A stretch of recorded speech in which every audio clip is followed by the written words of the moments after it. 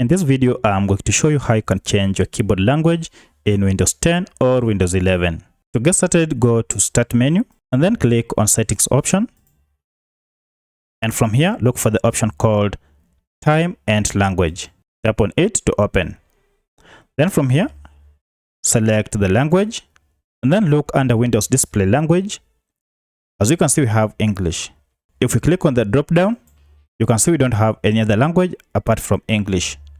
To add another language, go to the option called Preferred Languages and then click on Add Language.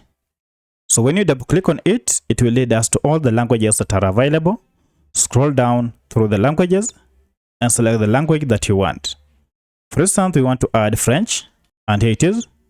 Click on it and then tap Next and then Install to add it. So this will go on and download the French language. And once done, to find the new language on your keyboard, go to English here and tap on it. And as you can see now, we have another additional language, the French, that we downloaded as our other language. Now, if we open up our keyboard, we can simply open our keyboard by pressing the Control button plus Windows plus O. And as you can see, our current language is English.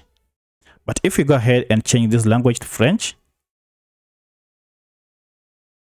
it has changed to French.